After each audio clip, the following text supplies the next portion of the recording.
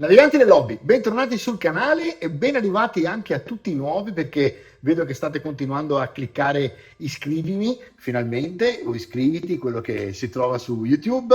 Mi raccomando, questa cosa è molto importante per il vlog perché più iscritti ci sono, più il vlog cresce e ho visto che addirittura siamo intorno a un 63% di persone che guardano il vlog ma che non si sono ancora iscritte, quindi fatelo per cortesia che tanto è un clic sul tasto, poi potete anche levare le notifiche, quindi nemmeno vi rompo le balle nel momento in cui faccio un video nuovo, ma se mettete la campanella vi rompo le scatole con una notifica e sapete che c'è il video nuovo. Detto questo, allora vi ho portato oggi dei pezzi, degli elementi del tavolo in 3D di HeroQuest perché parlando con Hexagon Studio 3D è emerso che alcuni di voi che stanno prendendo il tavolo e altri che se lo stanno stampando hanno difficoltà a capire come mettere i magneti, diciamo. Quindi noi ovviamente ve lo forniamo con le clip e dall'altra parte chi se lo stampa con le clip per mettere i magneti. E quindi adesso andiamo a vedere sul nostro tavolo come si fa a mettere i magneti, o meglio come ho fatto io, che mi sono trovato una tecnica mia, perché ognuno un pochino fa a modo suo, ma è abbastanza efficace. Dopo la sigla.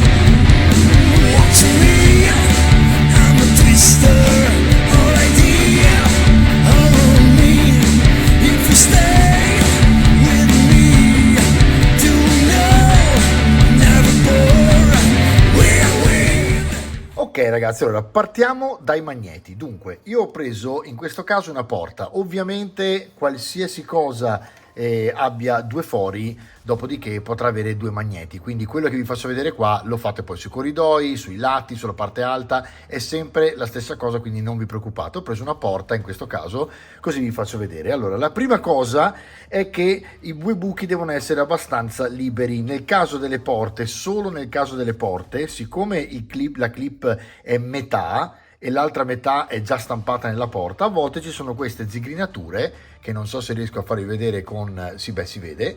Queste zigrinature devono essere abbastanza limate, quindi solo in questo caso prendete una lima, fate un po' di cerchio con la lima e siete a posto. Poi vi servono i magneti, in questo caso sono magneti 5x2 mm, all'interno io li ho presi su Amazon, costano 8 euro a confezione e ne avete 240, quindi un bel numeretto. E poi cosa vi serve? Vi serve sapere da che parte mettere questi magneti, ovvero se voi avete per esempio un pezzo che adesso vi vado a prendere del tavolo dove sapete che li avete messi positivi, mettete il magnete scusatemi, magnetizzato davanti sopra praticamente al pezzo, e in questo modo avete la certezza che tutte le parti alte saranno positive. Se la base è positiva saranno tutti positivi verso l'alto e al contrario saranno negativi, quindi poi vi faccio vedere come. Un attimo solo che vi prendo e vi procuro un bel pezzettino per vedere appunto questa cosa nella pratica.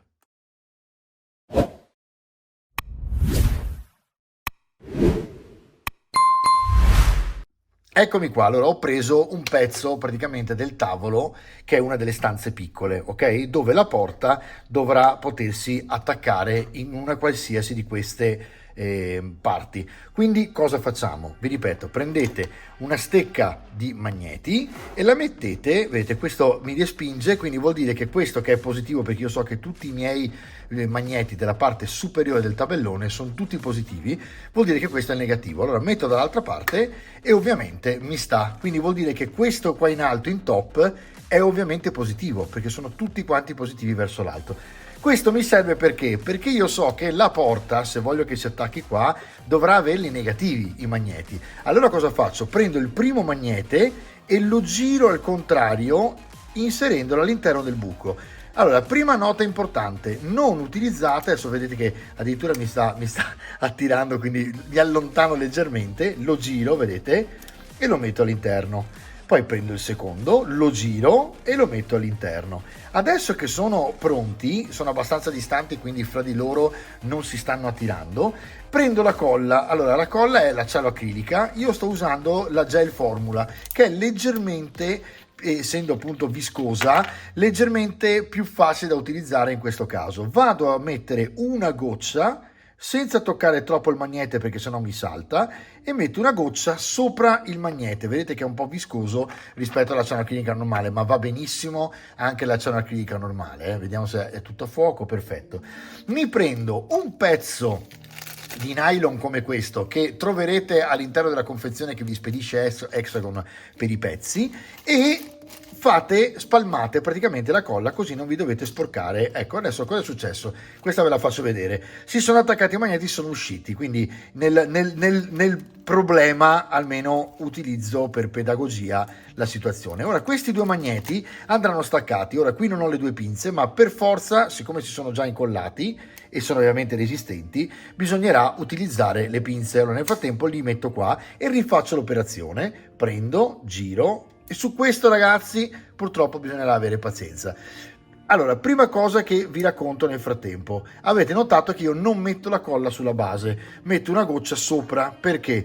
Perché ho notato che questa cosa che è appena successa, del fatto che il magnete salta, succede veramente troppo spesso. Quindi a un certo punto diventate pazzi a cercare di far mettere a posto praticamente i magneti. Riprovo a fare la cosa del nylon, eccolo qui. Strofino sopra, non si incolla ovviamente sul nylon subito, e voi avete messo l'acciaio acrilica sopra praticamente i magneti. A questo punto lasciate asciugare e quando i magneti saranno asciutti potete utilizzarli. Questo è il modo che ho trovato più semplice per mettere i magneti. Se avete domande ovviamente scrivetemele sotto il video nei commenti e vediamo come fare. Adesso vi faccio vedere invece il discorso delle porte e dei cardini, perché anche quello è molto interessante. A tra poco. Allora, nel frattempo vi faccio vedere anche questo. Ho diviso i due magneti che si erano incollati. Per dividerli dovete metterli di taglio e prenderli con due pinze. È l'unico modo che ho trovato per essere abbastanza veloci in questa operazione. Prendete con una pinza un pezzo, con la pinza l'altro tirate, in un attimo si staccano. Ovviamente poi col dito passate sopra e in questo modo avete praticamente due magneti che non sono nemmeno più appiccicosi. Li potete riattaccare e li rimettete all'interno della confezione dei magneti, tanto loro si riattaccano da soli e siete a posto. Fatto questo, vi faccio vedere il discorso delle porte con i cardini. Allora, per il discorso della porta con il cardine avete bisogno di un po' di filamento che Hexagon vi lascerà nella confezione, che è il filamento con cui proprio vi ha stampato il tavolo.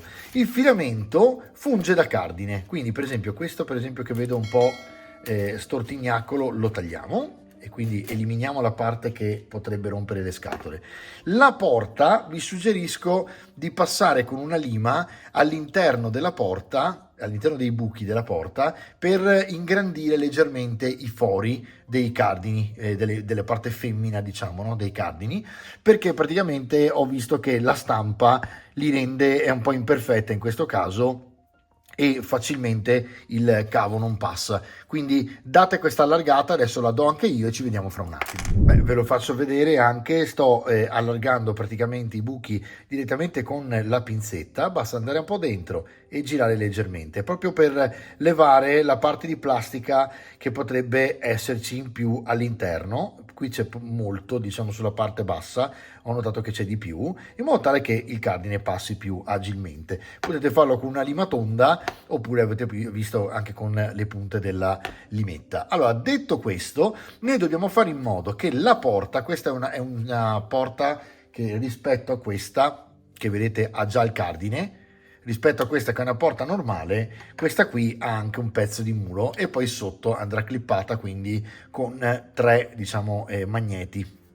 Allora, cosa dobbiamo fare? Dobbiamo fare in modo che la porta sia inserita in questo modo qua, all'interno, quindi nella parte esterna sì della porta e risulterà in questo modo qua.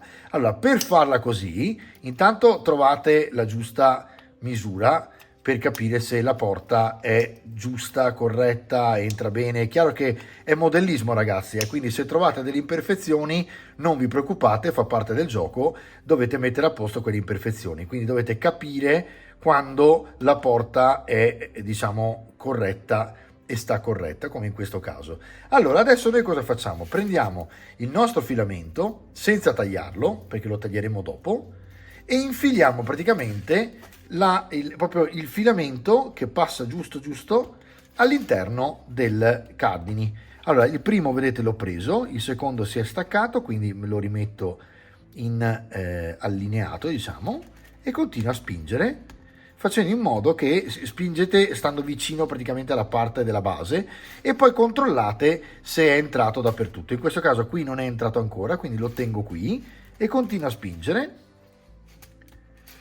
Vediamo se si incastra. Se si incastra, ovviamente dovrò levarlo e fare in modo che trovi il suo percorso, probabilmente con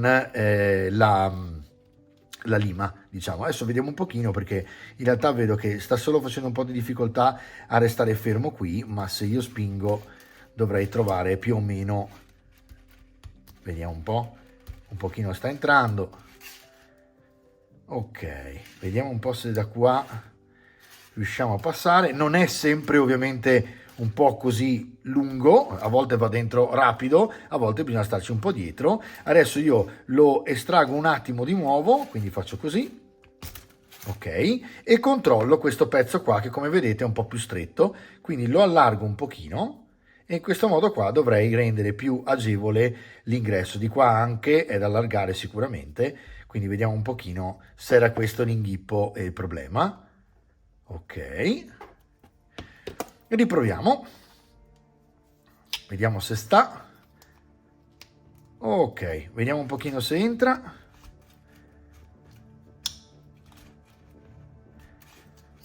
Vediamo, trovate la posizione in cui sta e dopodiché si chiude tranquillamente. Ok, allora adesso ho preso tutti i cardini e mi sembra che siamo a posto. Ok, l'unica cosa che noto è che in questo caso, forse questo è un discorso di stampa, la porta è leggermente sfasata e non mi si chiude proprio esattamente, quindi adesso per il video ve l'ho fatto vedere così e a posto. Adesso dopo la proverò a risolvere, diciamo, limando un pochino in modo tale che poi mi si vada a chiudere in questo modo qui. Allora adesso, quando voi avete finito, comunque vedete che la porta resta sul cardine e quindi a questo punto controllate che non si stacchi, perché il filamento vuol dire che è arrivato fino a qua su. Ok, è fatto apposta, quindi non vi preoccupate, non c'è da fare altro se non quella piccola modifica che vi ho fatto vedere. Fatto questo, voi con la tronchesina andate di piatto, dalla parte piatta verso la porta, tagliate e in questo modo avete già praticamente tagliato e limato il cardine, che a questo punto rimarrà perfetto e giù così. Poi adesso io mi sistemo la porta e faccio in modo che mi si chiuda per bene. Ok ragazzi, questo era il discorso del cardine. Poi le porte ovviamente la maggior parte in molto meno. Questo tra le altre è stato anche utile che vi mettesse in difficoltà per farvi vedere la difficoltà che ci può incontrare, ma normalmente veramente si fa in un attimo e come vedete il cardine resta praticamente proprio nascosto. Poi quando viene dipinto tra le altre. Nel frattempo qui, se vedete, si è asciugata la colla e quindi io sulla mia stanza ho la porta che non si incolla ma si magnetizza perfettamente, quindi poi la levo quando voglio e l'attacco quando voglio. Ok ragazzi, quindi recap velocissimo e spero di avervi dato una mano su questa cosa, sia che voi l'abbiate preso da Hexagon 3D Studio sia che ve lo stiate stampando, per capire un pochino insomma quali possono essere le strade per sistemare queste piccole problematiche. A tra poco con il recap.